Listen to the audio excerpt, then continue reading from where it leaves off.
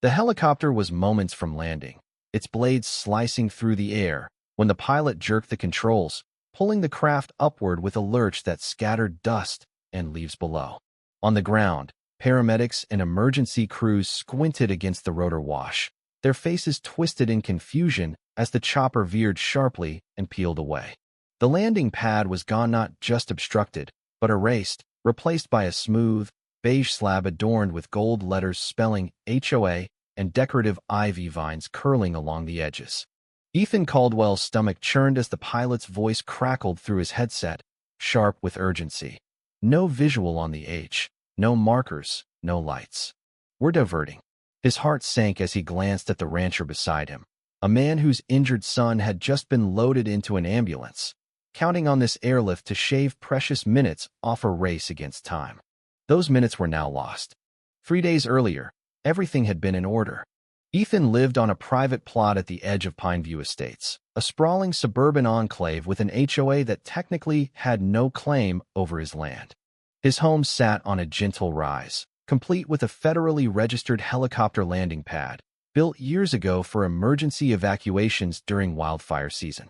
The neighborhood knew about the pad, most ignored it. Some respected its purpose. That is, until Deborah Vance took over as HOA president. Deborah didn't just enforce rules, she crafted them, wielding her authority like a scepter. Her latest obsession was purging what she called visual clutter, and Ethan's landing pad, with its stark white H and reflective borders, was her new target.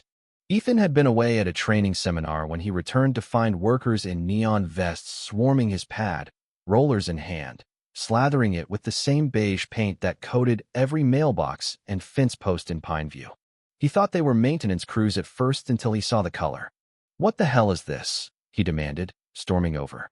The foreman barely glanced up, pointing to a clipboard. "HOA orders. Compliance repaint." Ethan's jaw tightened. "That's federal property." The foreman shrugged, unmoved, and pointed to Deborah's signature. Within an hour, Ethan was at the HOA office, confronting Deborah as she arranged silk flowers in the lobby, her oversized sunglasses perched indoors, a tumbler emblazoned with rose all day in hand. "You painted over an emergency landing pad," he said, voice low but firm. She barely looked up. "Ethan, it was an eyesore. You should be grateful." The neighbor's greet was dragging down property values. He blinked, stunned. "It's FAA certified, Deborah. It's for disaster response." She rolled her eyes, sipping her wine. "Please. Nobody needs a helicopter pad unless they're playing action hero. Drive like the rest of us." Furious, but methodical, Ethan filed reports with the FAA and local emergency services. He contacted the state's disaster coordination office, knowing bureaucracy moved like molasses. To protect the pad, he reinstalled warning signs and reached out to an old Air Force buddy now with FEMA. He even posted a notice on the HOA bulletin board, complete with photos of the pad saving lives during last year's fires. But Deborah wasn't fazed. By the weekend, HOA Security 2 volunteers in golf carts began circling his property, snapping photos and measuring his fence line. Ethan caught one trying to pry off a state-issued emergency plaque. "Unauthorized signage," the man muttered. Ethan's response was ice cold. "It's state property. Touch it again, and you're explaining it to the feds." The situation might have simmered there, but nature had other plans. Heavy rains up north triggered flooding, washing out roads connecting rural ranches. One of those ranches belonged to Ethan's friend, Mark Thompson, whose 9-year-old son, Liam, had fallen from a horse, suffering internal injuries. The ambulance couldn't navigate the flooded backroads quickly enough, so they called for a medevac. The plan was simple: land at Ethan's pad, transfer Liam, and fly him to the hospital in 12 minutes. But the beige paint changed everything. The flight crew, disoriented by the lack of markers, missed the pad entirely, forced to reroute to a distant sports field. The delay stretched to nearly 30 minutes. Liam survived, but the doctor's words to Ethan were chilling. 5 more minutes, and we might not be having this conversation.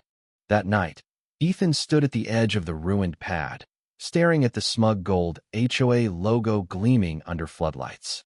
Sleep didn't come. Instead, he hauled out backup signs and repainted the borders by hand, not just for visibility but for evidence. By morning, He'd uploaded the helicopter's diverted flight path to the Emergency Services database, emailed the FAA with before and after photos, and CC'd regional officials. He made one final call to his FEMA contact.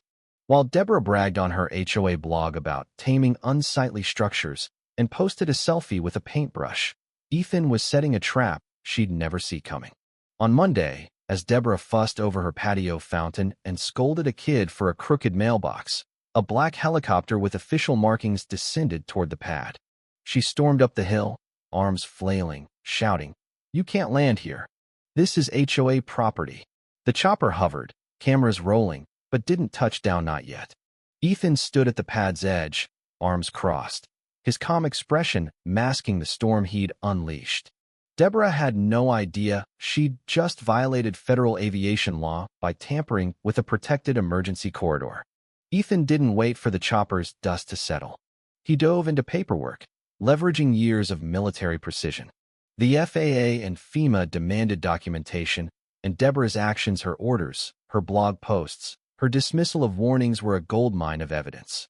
At the County Emergency Services office, a clerk named Susan, who remembered Ethan from last year's fire rescues, marked the incident as critical. At the zoning office, a nervous supervisor tried to argue the pad fell under HOA influence, but Ethan shut it down, citing his land's grandfathered status and the pad's state certification. The supervisor backed off, handing over a jurisdictional confirmation.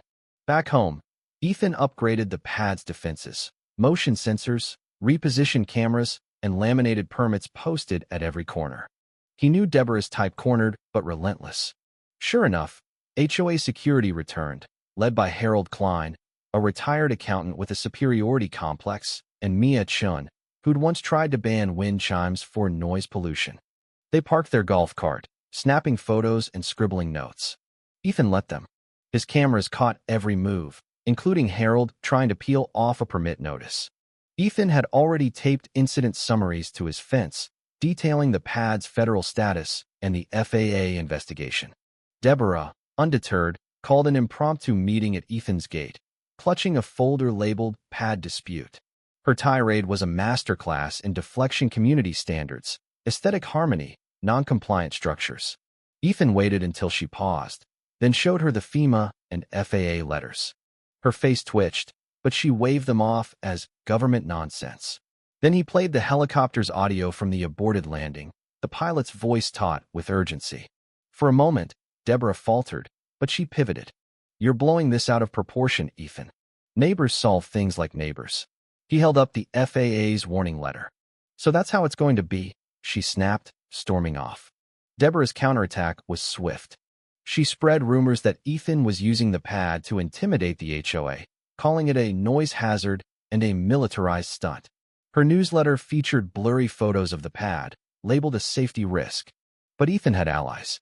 Clara Evans, a retired EMT who'd used the pad during the fires, rallied her network.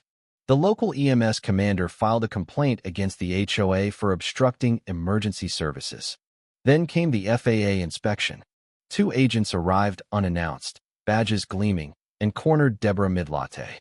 She mistook them for delivery workers at first, waving them off. When they presented the pad's registration documents, her bravado crumbled. The agents spent hours dissecting her actions, while residents eavesdropped outside. The community turned. Ethan, once a quiet neighbor, became a symbol of resistance. Clara dropped off a casserole with a note. "Keep fighting." Others offered quiet nods or shared their own Deborah horror stories, fines for toys on porches, citations for unapproved flower beds. The local news ran a segment on rural emergency response, featuring drone footage of the beige pad and the diverted flight. Deborah's name trended online, mocked in memes like "landing denied" and HOA hysteria. One post quipped, "When your HOA president picks paint over people." The civil hearing was a spectacle. The courtroom buzzed with media, residents, and officials. Ethan presented his case with surgical precision: videos, photos, flight logs, and expert testimony. Deborah arrived with a slideshow of her HOA landscaping awards and complaints about Ethan's disruptive pad. When asked why she ordered the repaint, she said, "I thought it'd look prettier." The room gasped. The judge, a no-nonsense woman, issued an injunction barring the HOA from touching the pad and ordered Deborah to mediation, hinting at personal liability. The fallout was brutal. Deborah's email to the FAA, a self-congratulatory rant, admitted her unauthorized actions, sealing her fate. The FAA's report cited violations of aviation and safety laws, recommending fines and re-education for the HOA. Board members abandoned Deborah. 2 resigned, claiming they'd been misled. Residents demanded elections. Deborah's countersuit against Ethan, alleging defamation, was laughed off by his lawyers, who filed for damages citing her obstruction and slander. Deborah's empire collapsed. Her blog, painted into a corner, was shut down for violating terms of service. She faced $5,000 in damages, uninsured, and her fundraiser flopped. At the HOA election, Clara won in a landslide, while Deborah's name languished, defaced with "never again" on ballots. Clara issued a formal apology to Ethan and prioritized safety reforms. Deborah, defiant, protested outside a fire safety seminar with a sign reading, "HOA tyranny is real." Neighbors ignored her. A photo captioned "still painting herself into a corner" went viral. Quietly, Ethan's pad became a community asset. He added remote-controlled lights and a solar backup, partnering with a youth aviation program to educate kids. The state designated the pad a training site for medevac crews, offering a grant for upgrades. At a modest ceremony, Ethan received a plaque for protecting public safety. As he stepped off the helicopter, the pad's fresh white H gleamed below. Somewhere, Deborah's beige house stood empty, a for sale sign out front. The neighborhood moved on, stronger, with a landing pad that symbolized not just safety, but the triumph of accountability over ego.